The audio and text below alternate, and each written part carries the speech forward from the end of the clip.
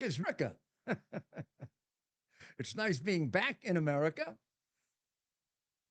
I probably should have kissed the ground, particularly having come out of France, who are probably engaged in the worst Olympics ever in terms of being used as a political attack on Western civilization in the possibly penultimate drive to making us a communist world. I mean, they're taking away all our values and destroying them, and then a lot of our weaklings just sit by and smile and watch it, like we did during the, like many of us did during the pandemic. You know, a lot of us didn't, like we didn't take the damn vaccine. Look at how well it worked out for the Bidens. They've taken the vaccine 45 times now, and they've had COVID 49 times. And and actually, before he started taking the vaccine, he was really a very smart guy. Yeah, he was never a very smart guy. But this whole French Olympics is the most disgraceful Olympics in the history of what is a mainstay of Western civilization. And the French, largely because there's something wrong with them, are being used as an attack on their own civilization. I mean, people go to France not to watch men beating up women. People do not go to France to watch fat, whatever it is, lesbian, transvestite, or gorilla pretending to be Jesus and making fun of uh, probably the most important man that ever lived. People don't go to Paris to watch people pushing aside feces so they can swim in the Seine River. And people don't go there to get lied to about whether somebody's a male, a female. I mean, we don't even allow dog fighting. Why? I mean, who in their right mind wants to watch a man beating up a woman, except some uncivilized pig? My father, who was a boxer, loved boxing, taught me to box when I was very young. And because of that, he thought he had to teach me rules so I wouldn't be a bully. So he would say to me, never hit anyone, never fight with anyone smaller than you. It's a little strange because some people smaller than you can be tougher, but in any event, that was one of his rules. Then he would say, never start a fight, which led me several times to trying to encourage people to hit me so they get into the fight. I'd say, hit me first. One time, very recently, like 10 years ago, they couldn't understand why they'll hit me and then I'll wipe the streets with it. This was a guy that I had prosecuted who was harassing me. But the main lesson, I wouldn't say it was the main one, but the one that was almost obsessive in its repeating was never hit a woman. And it would go so far as you're not a man if you know. If you do, you're not a man. Men don't hit women. And my father said there'd be very few things where he wouldn't support me, and wouldn't help me. But if I did that, he'd almost feel like I wasn't his son. I mean, he made it like, I mean, I have a visceral reaction to that. And in fact, it reflected itself, and sometime we'll go into it, with the program I started when I was mayor, based on the report Behind Closed Doors about domestic violence. And I think we did a lot of good work, thanks to a great deal of help from a great colleague of mine, Nick Scapetta, Joe Torre, for women. So to watch what's going on with a sport that I revere a little differently maybe than many do. Like I find extreme boxing difficult. I know my father wouldn't like it. My father really believed the old-fashioned Marquis of Queensberry rules and that sort of thing. But to watch a man pummeling a woman as sport in a so-called Western civilized country takes away two things from that country. Western, France, you stopped being civilized a while ago. You really are an old country living on a lot of old stuff. I mean, you don't work, get you to work 30, 35 hours a week. You got to, I don't know what they got to do, put you in jail. Many of you are nasty as hell. Oh, going through that airport. I don't think I've had a worse trip than going there on Air France. I'm going to tell you another thing. The food was crap. You gave me a chicken dish that had me sick for 2 days, Air France, and your attendance.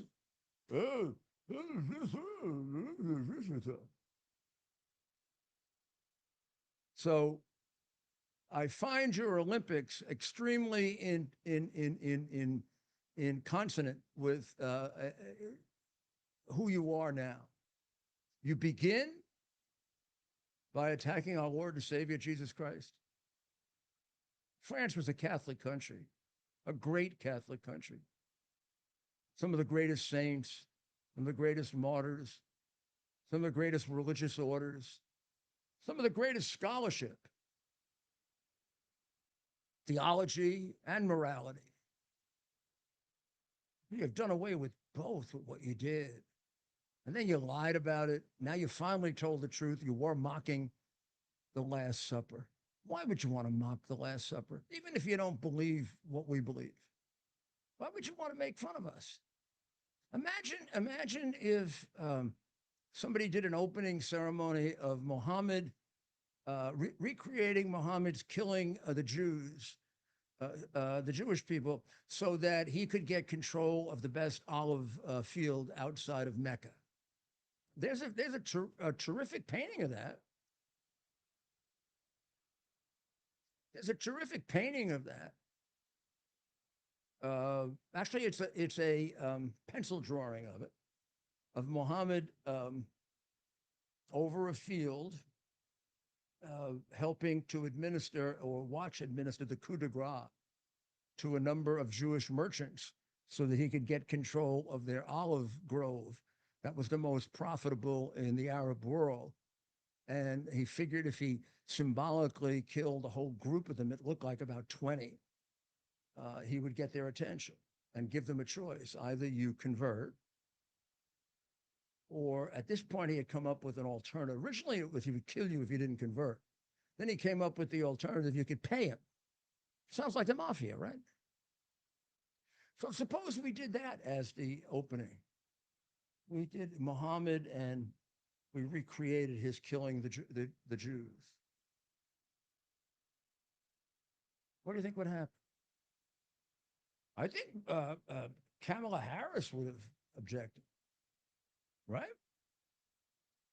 Biden and Obama would have. I mean, they're on their side. Their biggest financial support for Iran. I imagine Kamala's going to continue it. I mean, without Biden and Obama, Iran might be gone by now. Trump left them starving. Biden revived them. Obama gave him billions in cash. In cash. And got away with it because he's in the golden circle of criminals. So they have their big ceremony at the beginning, mocking the largest religion on earth, the core of Western civilization. And nobody, I didn't see that very, very faithful Catholic Joe Biden object. Did he take? Did he Object? didn't see that? Did Kamala object to their mocking one of the central mysteries of the Christian religion? I mean, the Eucharist is at the core of the Christian religion, somebody should at least register a protest that you're mocking it and giving young people the feeling they don't have to take this seriously. They don't have to. So their Olympics is the culmination of what this is all Marxism. This isn't by accident. Don't think they did this just out of they just wanted to make fun of the Last Supper. This is to destroy religion, like the Cultural Revolution in China, to destroy the culture of China.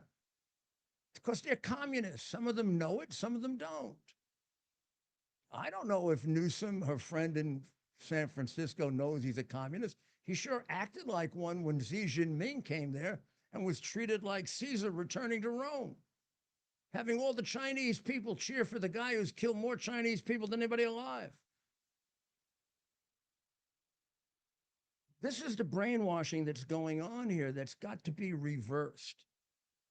I don't know Kamala Harris well enough to know how much of this she understands or how much of it she doesn't understand. I don't make judgments about her intellect from her ridiculously phrased sentences. What would you call them? Paragraphs, where the ideas don't fit. I don't know what that is. I don't know if that's nervousness. I don't know if that's a lack of intellect. I don't know. There's nothing in her background that would suggest she really does have a strong intellect. She's been selected for everything, it looks like, the way she was selected for vice president. So don't tell me I'm demeaning her by this. Biden did it when he selected her. Biden said, I want a woman. That cuts out half of America. I want a black woman. That cuts out 90%. Never said anything about qualified. And then she obviously wasn't qualified. When they first asked her why she didn't go to the border, she said, well, I haven't gone to Europe either. I don't know. I think if I was interviewing somebody for vice president and they told me they hadn't gone to Europe and they're a heartbeat away from the presidency, I would say, maybe you should look for another job. Or how about you spend the next 4 years learning a little about the world and then you can apply for the job. It does require at least basic knowledge. And having been there, really, there can't be a substitute for it. Because just having come back from England and France, I've developed a lot of ideas and thoughts and ideas about how you can fix things and ideas on how you can confront things that you don't get when you just read. And no one's ever really explained to me if Kamala is a big reader. When she talks to children, it's almost at a third or fourth grade level, even when she talks to adults. Russia is a big country. Ukraine is a small country. And that's why Russia invaded Ukraine. Really? Well, when Trump was president, Kamala, was Russia still a big country? Yes. And was Ukraine still a small country? Yes. So why didn't Russia, big country, invade Ukraine, small country, when Trump was the president? But he did it when Obama, who I guess endorsed you by mail, he didn't show up with you, but was it a email or a letter? I don't know if Michelle wants him to be seen with you. We'll have to see.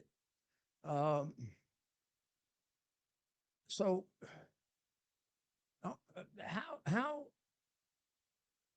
how come he didn't? How come he invaded under Prince Obama and under Dopey Boy? But then right there in the middle, he didn't do anything, did he? Maybe it was because there was a president who he had concerns might defend America. All he has to do is have concerns about it. If you understand how foreign policy works, all he has to do is, and if you follow it carefully, you can see it. and understand it best. And if I was teaching a diplomacy and political science and foreign policy, I would use this as an example.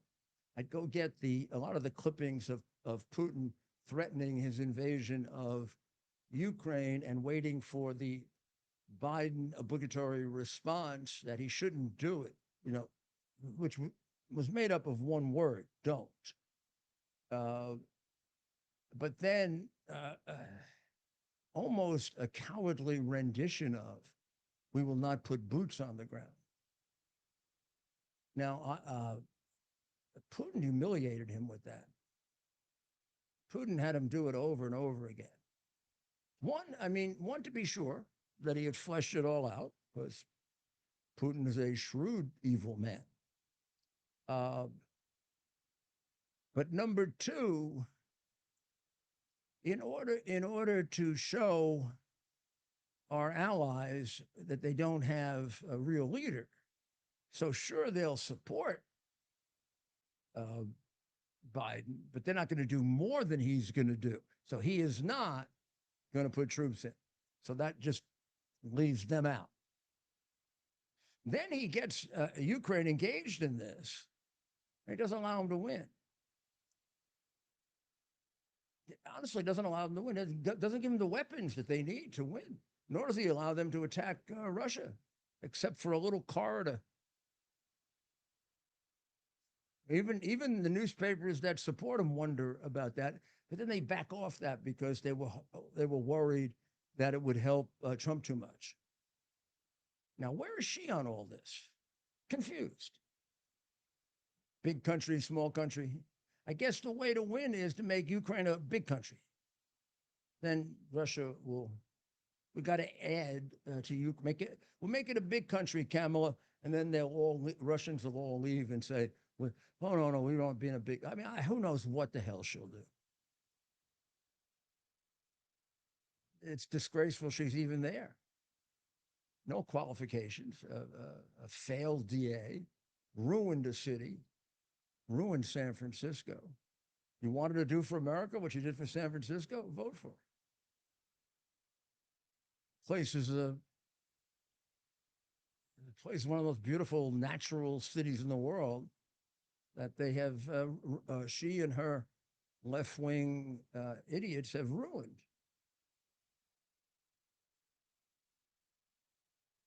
And now, I don't want to get into a personal life, but they sure as hell don't mind getting into Donald Trump's personal life, do they? So what's going on with her? What's going on with her husband and the affair that he had with the nanny and got her pregnant? That broke up his marriage. Now, we didn't know about that before. How come we're finding out about that now? Now, what bearing does that have on anything that her husband, the first gentleman they call him, before he married her, had an affair while he was married with the nanny for his kids and got her pregnant? I'll tell you the bearing it has. First of all, they hid it. Always wonder why. Nowadays, that would not be such a horrible thing to have revealed, right? Why didn't they reveal it? My inquiring mind leads me to a possibility. Where is this kid? Did they abort the child? Is that why they're such enormously enthusiastic, happy warriors for killing the babies in the womb at 9, 8, and 7 months? Remember, that's what Democrats want to do. And she's the biggest proponent of baby killing.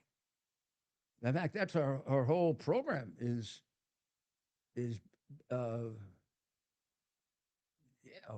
just want to kill them until the moment they're ready to come out. And then we got a couple of Dems who actually think about maybe we get a little room afterwards to have a second thoughts about it. But It strikes me as very, very strange that in an era in which we're not as Victorian as we used to be, about maybe starting with Clinton or something. And remember when these things were either viewed differently or covered up, I guess. The press never, there were always the rumors about Jack Kennedy and then about Senator Hart. Senator Hart seemed to be the first one to pay a price for it. But, and he was having, part of it, I think, maybe was his religious background. And part of it was he challenged, he was kind of silly about it. He said, no, he wasn't having this affair, and you can follow me. They didn't. They caught him, and then he had to go. And when you consider that, at least from the point of view of history, it seems that Kennedy and Roosevelt had very similar issues, but the press just covered them up. So there's been a change, right? So I don't see that there would have been a major problem in the last election if they had just put out that Doug Emhoff had a failed first marriage, and it involved, and they broke up over a nanny. That sounds a little funny, right? Breaking up over a nanny, but still, in the excess of caution, you'd want to get that out. So here's the question Prosecutor Giuliani asked. And here's the question. I'll have you think about it, and we're going to come back. Question is, why did they hide it? Why have they hid it for so long? Why have they hid for so long that his marriage didn't break up because of irreconcilable differences, but because he got his children's nanny pregnant? We'll be right back.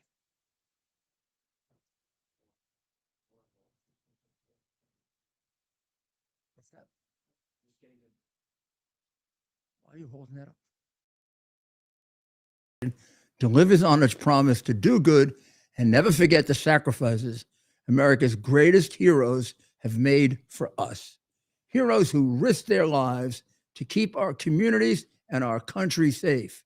Heroes like United States Marine Corps Captain and pilot John Jeremy Sachs.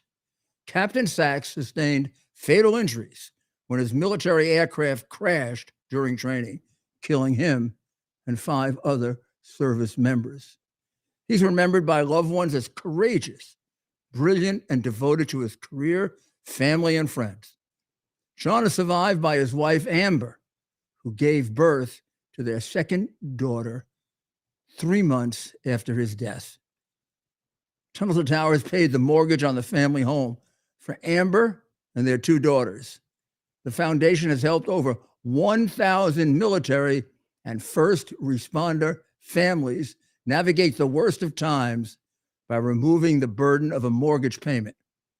Our nation's heroes and their families need your help now more than ever. Donate $11 a month to Tunnel to Towers at T2T.org. T2T.org. That's T, the number 2T.org. T2T.org. Please donate now. We're back again, and we're going to have a wonderful guest. Caitlin Sinclair works with, I think, the organization that does the greatest work bringing young people along in an era in which there's clearly brainwashing to make them into little young communists or Marxists. And I'm going to have her explain it all because she explains it better than me. And she understands exactly what they're doing. So tell us about what you're doing, Caitlin. Good evening, Mayor. Thanks for having me. Yeah, so at Turning Point Action, we're doing all the grassroots stuff, right, Mayor? Because you and I both know that we don't win elections by having rallies, by waving flags, by posting on TikTok, by going on rants on social media and hiding behind our screens, posting on Twitter. We win elections by registering voters and chasing ballots all the way until we make sure that piece of paper actually makes it to the ballot box. So what we're encouraging urging is everyone in their communities to have these hard conversations. Talk to your neighbor, register your friends, ask at least one person a day if they're registered to vote. And that's all it takes. Look at this amazing primary win we just had with Carrie Lake right here in the state of Arizona. That was because of all of the people watching right now at home that have been getting involved. Mayor, we cannot have Americans let November 5th come around and then have them complain about the policies and the disasters of this country that we're witnessing right now if they did nothing to make a difference. It is not up to someone else to save this country. It is up to all of you at home watching. Well, Caitlin, is there particular states that you're focusing on more? There must be particular states you're focusing on more than others. Well, of course, Arizona and Wisconsin, we're hiring full time, but then we're also expanding that mission to Georgia, Nevada, all of those key battleground states, all of those swing states that are so critical for us. But everyone can get involved. We say this all the time here at Turning Point Action.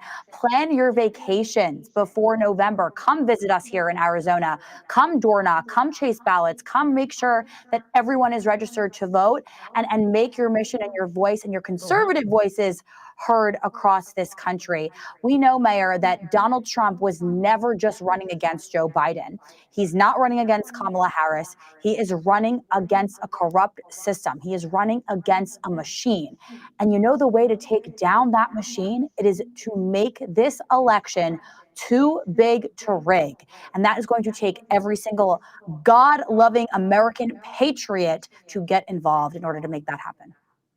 Now, when you say get involved, so Turning Point Action, suppose I want to get involved. What's the first thing I do? I go online to turningpointaction.com. Is that? Yes, that's right. /Chase. You can download our app, which is just the Turning Point Action app. And Mayor, we have a bunch of coalitions also. It's not just registering voters and chasing ballots. You can get involved in any of our coalitions. We've talked about this before. We have a Gen Z coalition that just launched. So all of our young folks that want to take this country back, they can get involved now. They can have a voice. We have a farmers coalition. We have a moms coalition. We have a faith coalition. The Democrat Party has tried to erase faith. They've erased God. They have completely stamped and stompled on the American dream.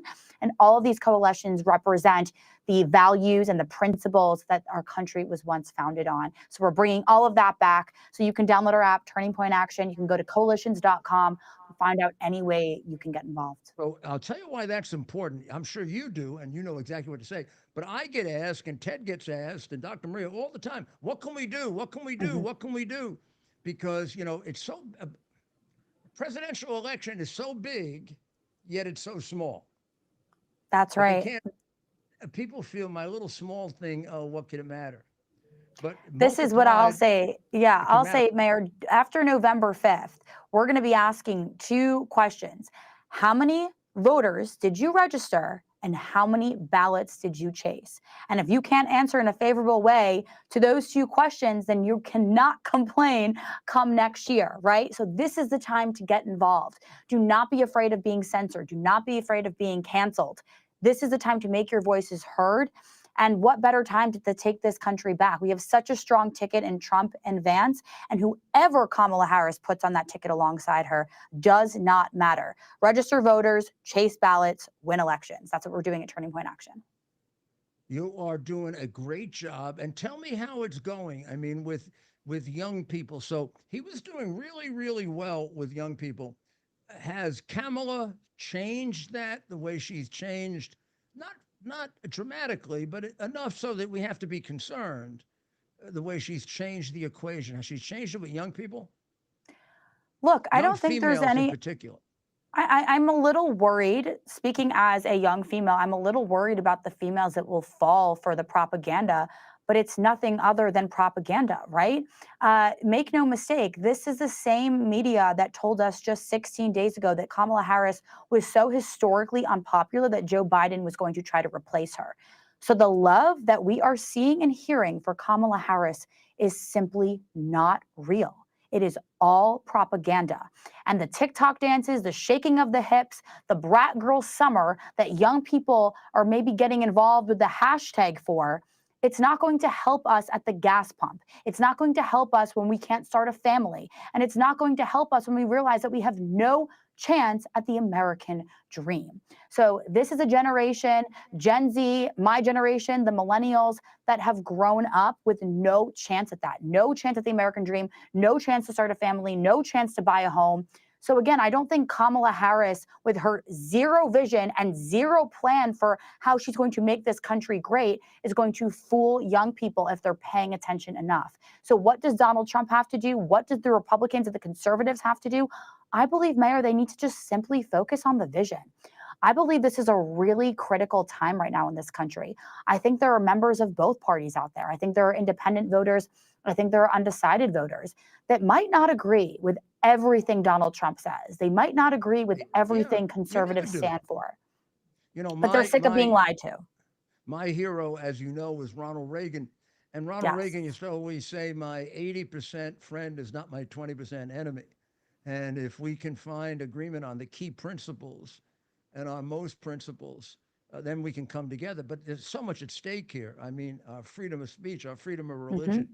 I see the French Olympics as the perfect example of Harris and Biden and making fun of the Last Supper. And what do you think of this? Men beating up women is a crime. Those guys should be in jail. Yeah, that is how delusional these people are. That is how much brainwashing, Mayor, has gone on in this country, where a man is allowed to beat up another woman on the world stage while people just sit back and watch. I mean, how ludicrous do you have to be? How brainwashed you have to be to cheer that on? But I think what we saw at the Olympics is just a microcosm, Mayor, of what we have been witnessing for the past 3.5 years. And again, what I think we need to do as conservatives is focus on that vision, focus on what we're going to do for the American people. Kamala Harris is not a threat to the economy or security or common sense because of her cackle and her laugh. She's a threat to the economy and to the safety and security of Americans because of her policies, because of the past 3.5 years. Let's remind your viewers and listeners that she was Joe Biden's co-pilot. She was Joe Biden's co-pilot for all of the disastrous policies that we have been witnessing for the past 3.5 years. So the brainwashing and the lack of common sense is right up there. And she's following the same, a slightly different way of doing it, but she's following the same basement policy of not talking to the press, like, for example, I haven't heard her say anything other than scolding Israel about all of the Israeli children that were killed. Basically, she told Israel, don't do much about it. Right. I haven't heard her say anything about the outrage at the Olympics. I haven't heard her say anything about, I mean, she doesn't want to protect women against getting beaten up by men.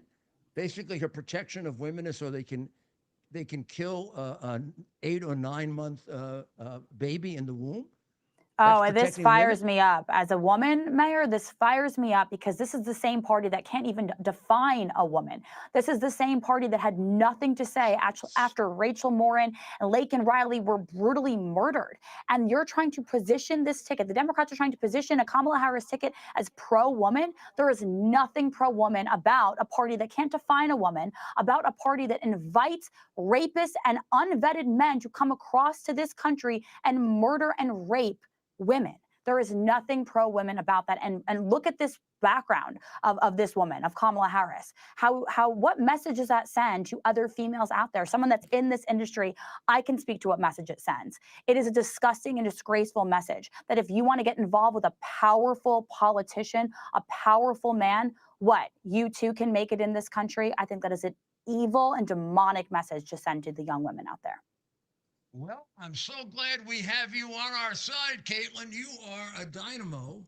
Thank you. We're going to have you on often as this heats up because, you know, we've just begun, as the president said, to fight. That's right. That's right, Mayor. God bless. God bless you, too. And when we're talking about Turning Point Action, you don't have to be in Arizona, right? I mean, you can do it all over the country. That's right. All over the country. Yes. There's ways to get involved. There's ways to get involved in any state. And if you want to be in Arizona or Wisconsin, where we're hiring full time, come on over. We'll welcome you. Arizona or Wisconsin. Okay. And Charlie's going to still go to campuses, though, and beat the crap out of those idiots, isn't he? Oh, Charlie's not backing love down that. I anytime miss it, soon. right? When Like he you doesn't said, do we're it. just getting started. We are just getting started. The fight has just I begun. don't know how he maintains himself and doesn't laugh at them or. He must have a meditation room. I'll go look for it when I'm done with you, He Mayor. must do something when they, when he says, who was the president before this? Abraham Lincoln. Who's the Secretary of Defense? Well, they don't know because Biden didn't know who the Secretary of Defense was. So why would they know? That's what I would say to him. I would say to him, why do you expect me to know, Charlie, when the president doesn't know? Fair point. All right. Thank you, Caitlin. We'll see you soon. Yes, God bless sir. you, and thank you very, very much for what you're doing. What you're doing is really important. I did neglect to ask, when we have her on next, I'll ask her about the cheating part, because Charlie, who is the head of Turning Point, has been very, very active in developing in the key states very, very good integrity programs. Remember, it's not going to be all over. I mean, you look at the map, the electoral map, there are states that are, one way or the other, and then it's just not going to change. So what's the point of that? What's the point? They're not going to win Texas. They can yell and scream all they want, and we're not going to win Massachusetts, So, but there are 10. Well, we got to be very concerned. And they're a big player in that. Not the only, but a big player in that. And Turning Point Action is particularly good at reaching out to the young people. And I think there's a real chance here. And I think that courage the president displayed, which they're trying to make fun of and they're trying to demean and they're trying to lie about, I think that's going to mean a lot to young people. I mean, who do you want to be led by? Somebody who's selected because Biden says, get me a black and a woman? Or somebody who can emerge from, within 3 seconds from almost being killed, fighting back for his people? Which one do you think makes a leader? Nobody said when we selected Donald Trump that it had to be a white male, and we selected the best person we could find. And then he proved himself, didn't he? He's already had 4 years, 4 of our best years. And what he showed on that day in which they tried to take him out, that's quintessential leader. Just the opposite of what the Democrats offer you, it's like Obama. Obama used to lead by following. Having written a book on leadership, I used to say that it's just a complete oxymoron. I mean, lead by following? Leading by following is following, right? But this is right out of 1984. You can't make this up. This is right out of 1984. Now, these two boxers are driving me nuts. This guy, this Taiwanese guy, Lin Yu Ting, and then Khalif, who says he's always been a girl. Now, this guy's not a girl. I used to box. The least of it is the fact that I hate what they're doing to boxing. The most of it is I hate what they're doing to our civilization. When you have a world community cheering a man beating a woman, not only have you affected in terms of taking God from us and Jesus, the theology of it, you've affected the morality of it. And please read Marx. Marx said that the perfect setting for a socialist communist takeover is an amoral country. A country where, in the name of, if we say it's okay, you can beat the hell out of women. And it doesn't it frighten you that it looks like we're sort of, rather than embracing Anglo-American law, Judeo-Christian law, Napoleonic code, we're embracing Sharia law where women get the shit kicked out of them? And where's Kamala Harris? She wants to preserve their right to have an abortion in the 9th month, which means killing a baby. But she doesn't want to preserve their protection of getting the heck kicked out of them by men. And nor is she doing very much about Iran, where they stone women. Where's she speaking out on that?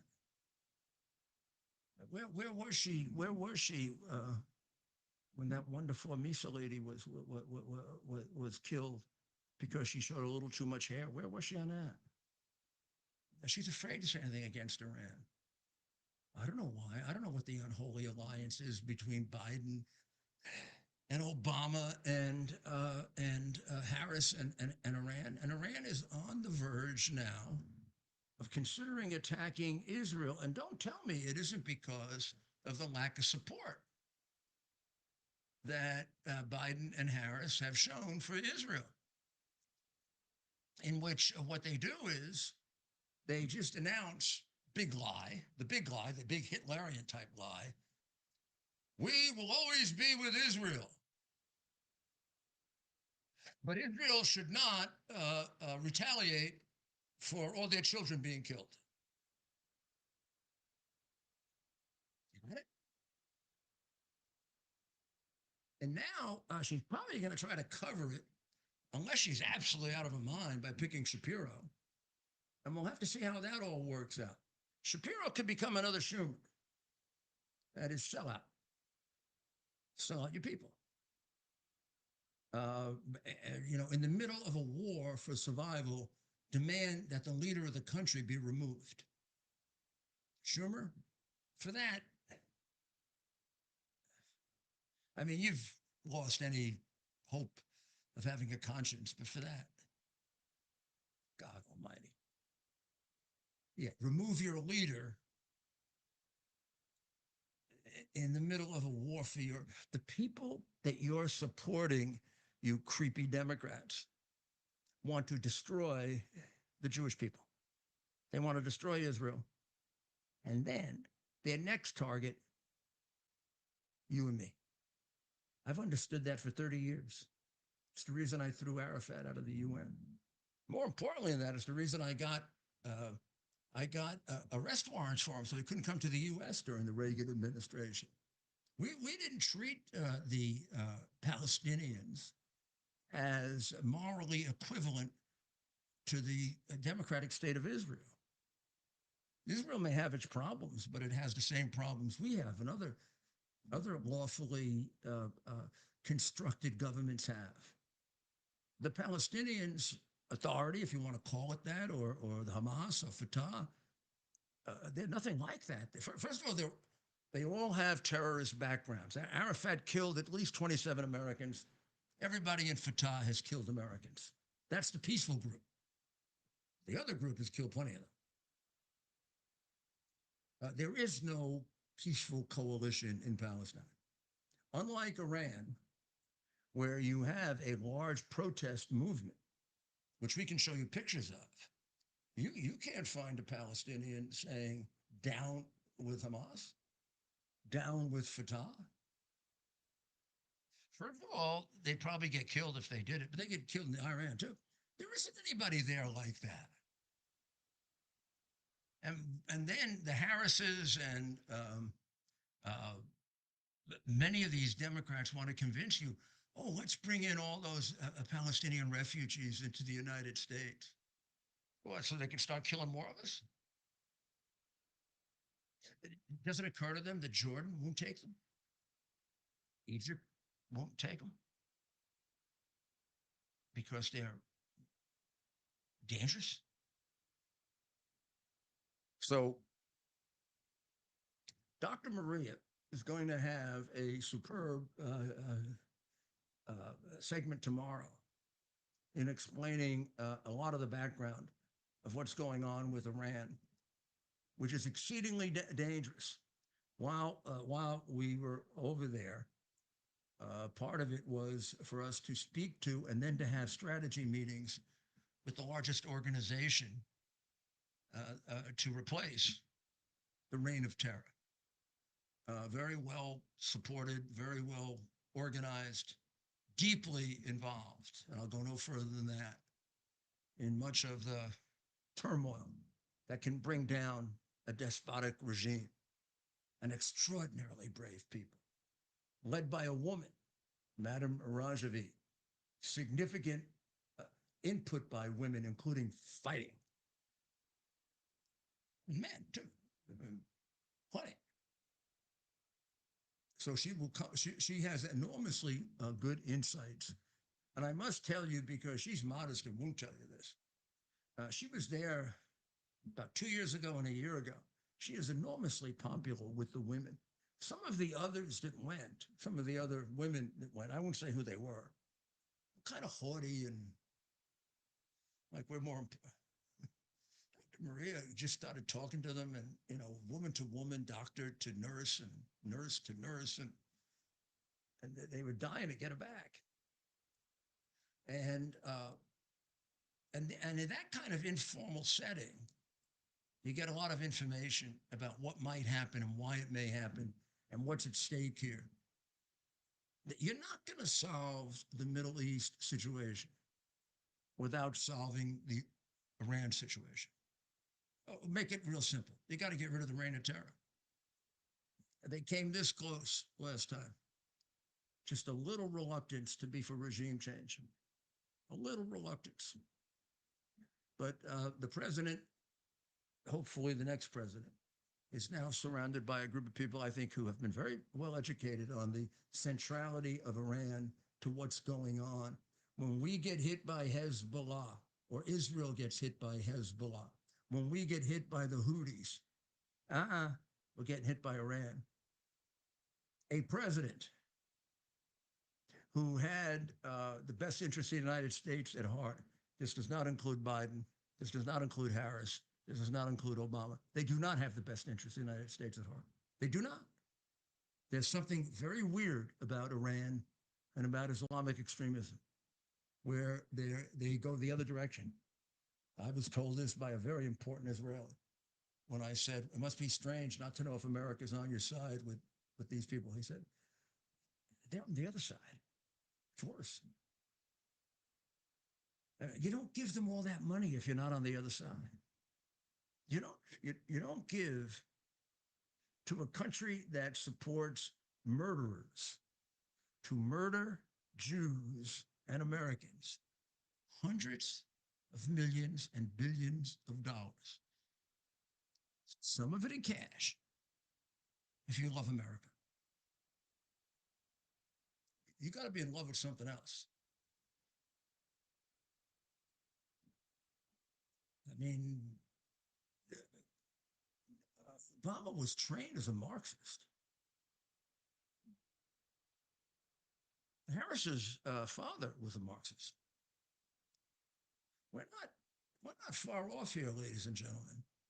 This isn't Joe McCarthy. This is reality.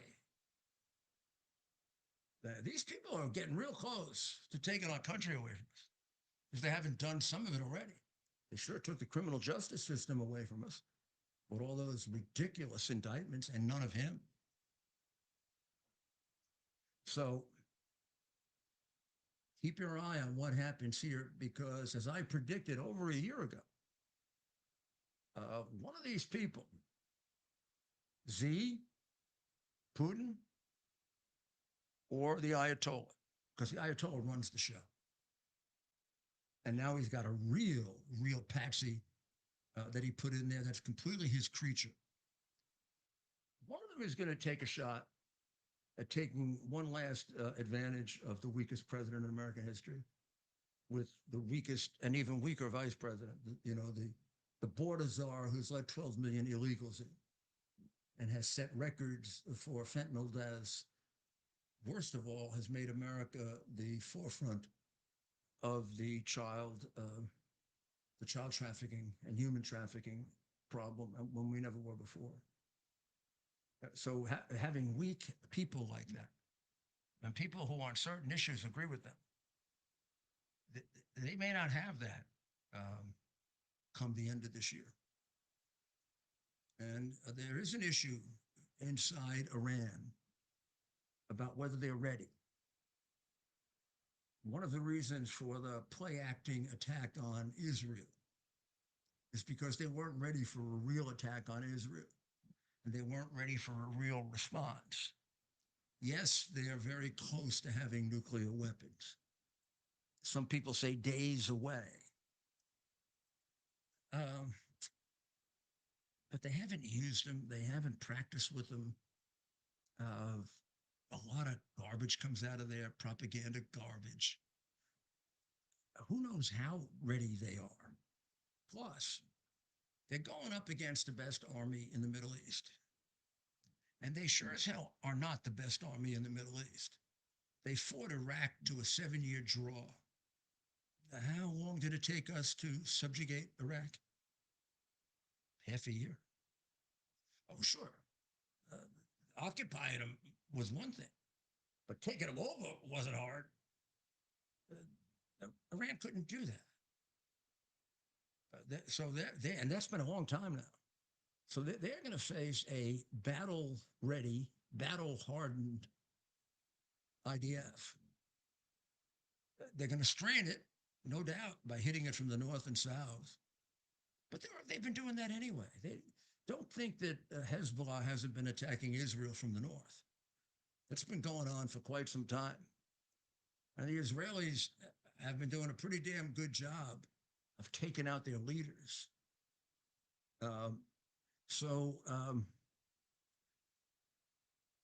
So now we see an alert. That's that right. A caravan has Tim Walz of Minnesota not driving because he has a record as a drunk driver, with beefed up security. That's right, Mayor. We're We're looking for Pennsylvania. This is really going to be hilarious. But this is like sticking it up. so this is new this hour, Mayor. Yeah. So well, Select the governor of Minnesota. My other choice is the governor of Pennsylvania, and I'm going to do it in Philadelphia. Maybe she doesn't know that Philadelphia is in Pennsylvania. Maybe she thinks it's in Minnesota. right. I mean, Philadelphia. So this is from moments ago. Pennsylvania is a bigger state than Minnesota. Yes. Pennsylvania is a big state. Minnesota is a smaller state. So we're going to have it in Pennsylvania, even though we're going to insult the governor. Yeah. Maybe it's to show.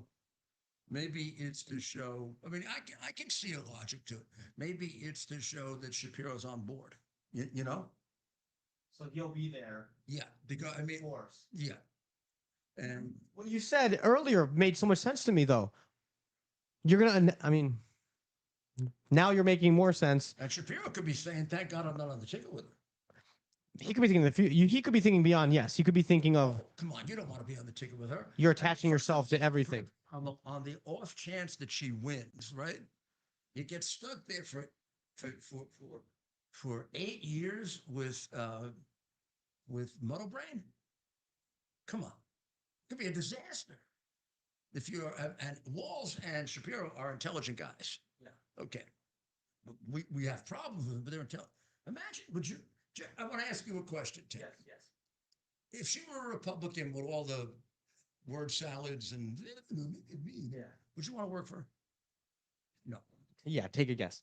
no, You know, it's not. not even She'd drive you nuts. Yeah, okay. 95% of her staff is left. So it could be. Like, I'm sure Newsom is sitting there thinking, thank God, I get my clean shot in 4 years, right? Yeah. I get a clean shot at Vance or someone 4 years from now without, who knows what she's going to do during the campaign or what she's going to say. That's right. I mean, she says some pretty crazy stuff. That's right. We're putting up a new chyron here So- because it does appear that, I mean, For the first time, I think I'm willing to say Tim Walz appears to be the new front runner. Like, except it defies common sense.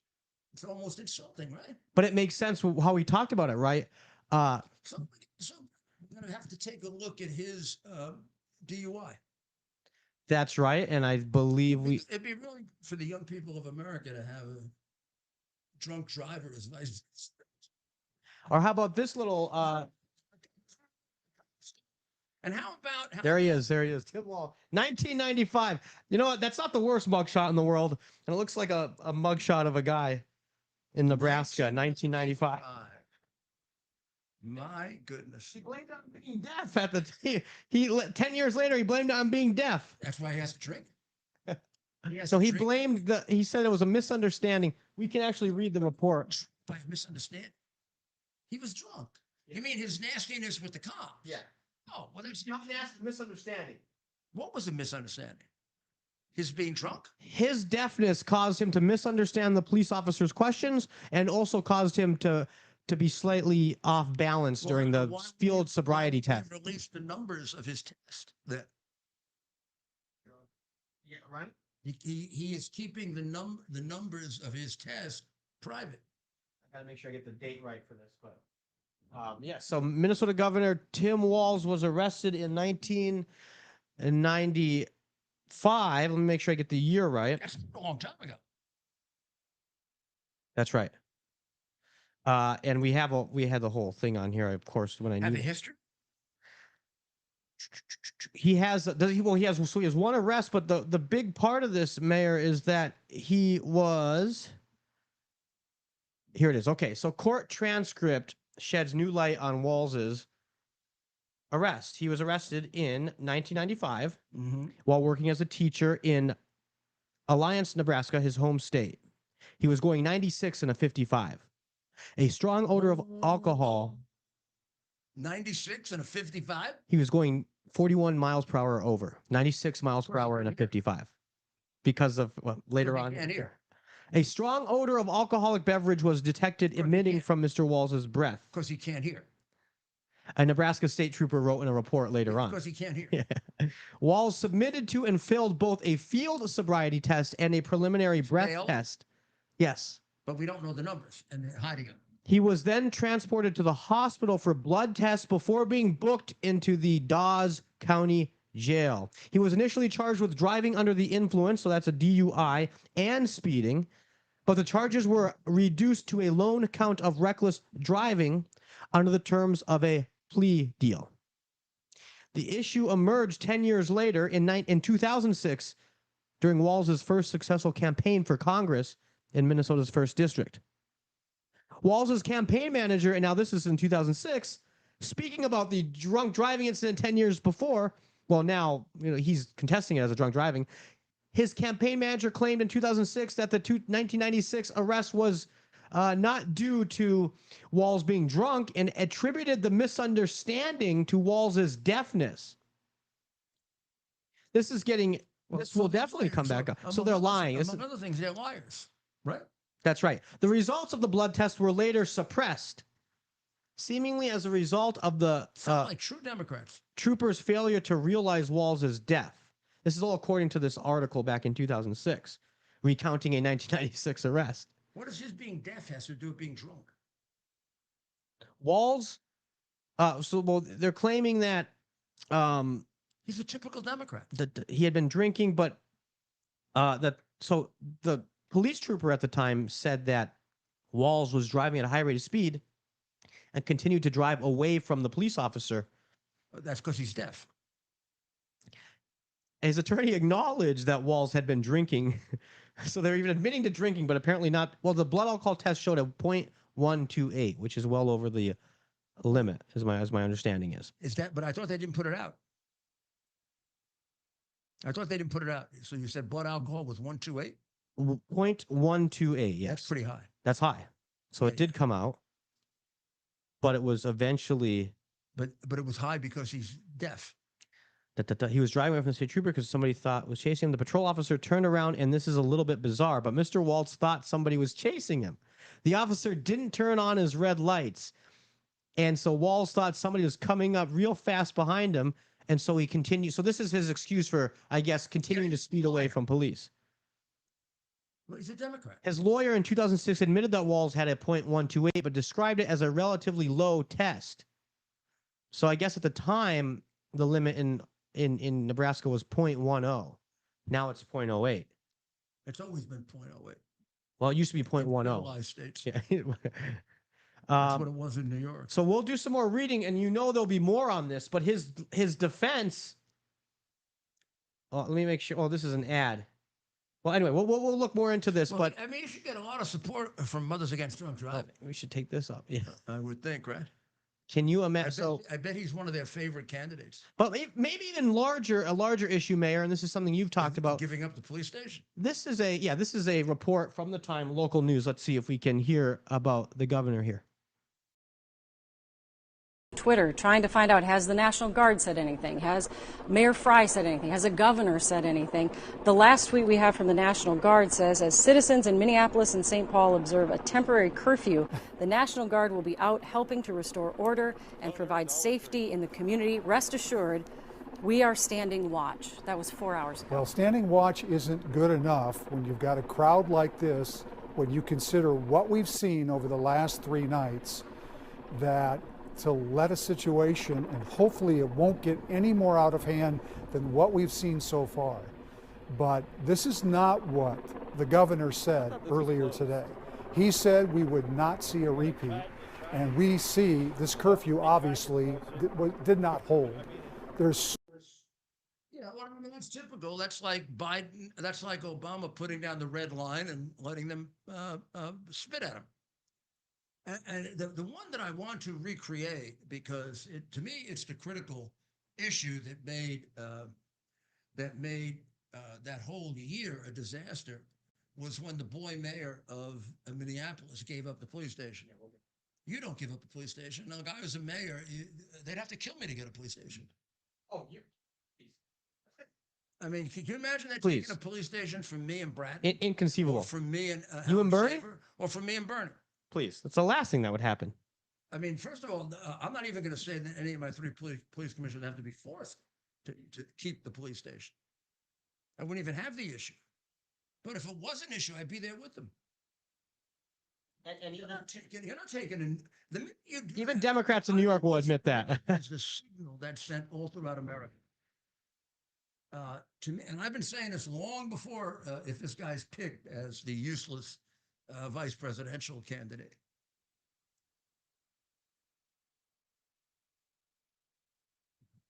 I mean, that was one of the worst decisions ever made in the middle of a riot, that took a riot and made it nationwide. The police giving up a police station. And the governor should have immediately removed the little boy from his responsibilities. And then look at the damage done to that beautiful city. You want that? You want that in America? You think Trump, the guy who they almost killed, that came out of it within 2 seconds saying fight, would allow that to happen? Not.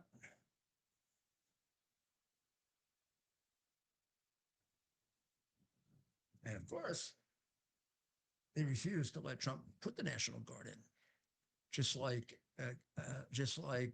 Nancy Pelosi has admitted that she's very accountable for January 6th. Well, something I always knew, but was hidden from the American people. And Mayor, you made some very good points about Governor Walz tonight, including this recent interview you brought to my attention, and let's play it now, where he criticizes President Trump for not being a leader, for being a bully, and for being afraid. Let's play the clip from Governor Walz, and then let's play a short clip from Trump, and maybe I'd love to get your reaction here. I can't imagine this guy, this coward who gives up a police station, accusing Trump of being a coward.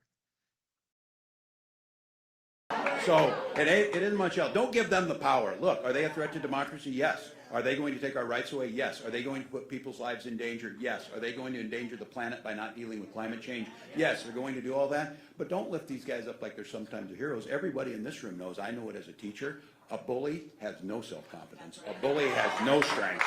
They have nothing. The fascists depend on fear. The fascists depend on us going back. But we're not afraid. I wonder if they didn't even drink that night. But in any event, let's show how a brave man. Yeah, no, yeah. This is a guy without any confidence. Within seconds of almost being killed.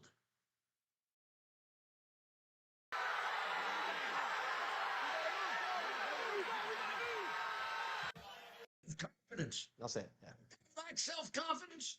You damn drunken driver, and he lacks self-confidence. You should keep your mouth shut. People in glass houses, there you are. People and nobody framed you for this. That's not some kind of a Biden frame-up. It happened because you you got drunk because you can't hear. Well, right. That's the biggest part of the story. The lies. Able to hear. Does that mean he gets drunk every night? From not being able to hear? I mean, when he drives, he has to get drunk because he can't hear. How about when he makes decisions about whether you respond to protesters? Does he get drunk? Because he can't hear. Where the hell does that excuse come from? That's a new one.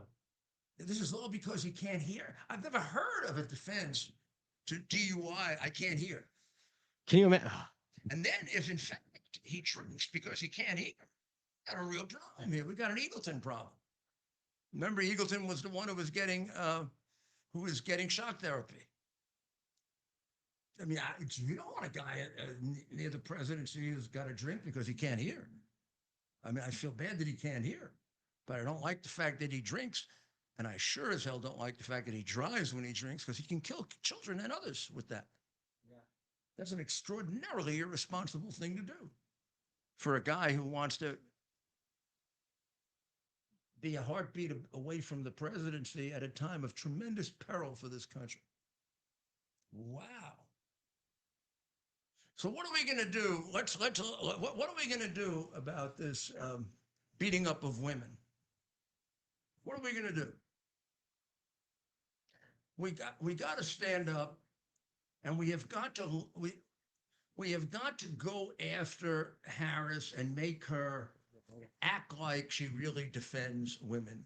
And you can be sure we're going to have more on this because those two punks are men. And there is one test, and nobody's doing the test.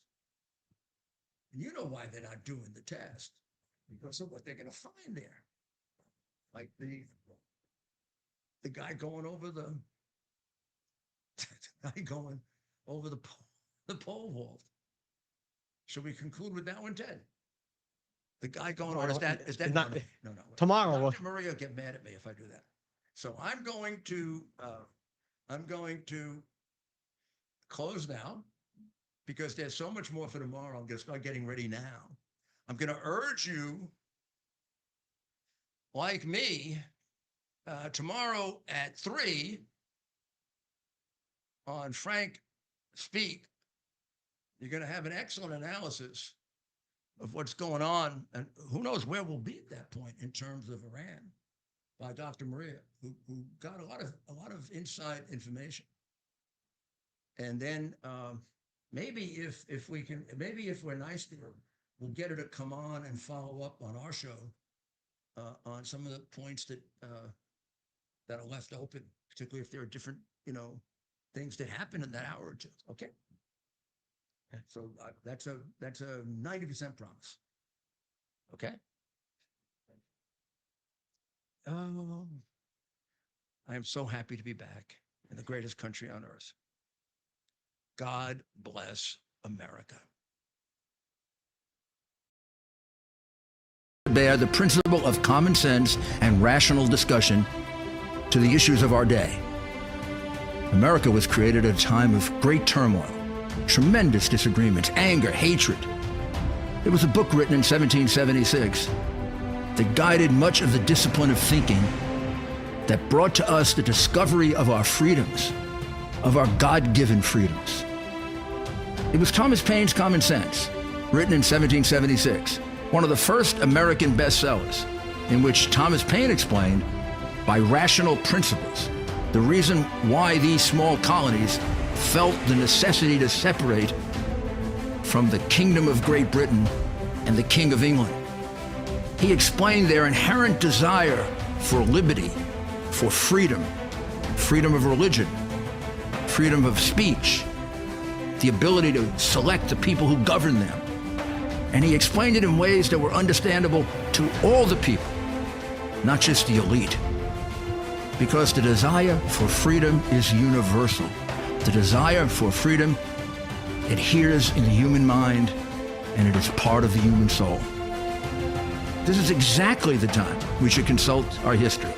Look at what we've done in the past and see if we can't use it to help us now. We understand that our founders created the greatest country in the history of the world. the greatest democracy, the freest country, a country that has taken more people out of poverty than any country ever. All of us are so fortunate to be Americans. But a great deal of the reason for America's constant ability to self-improve is because we're able to reason, we're able to talk, we're able to analyze,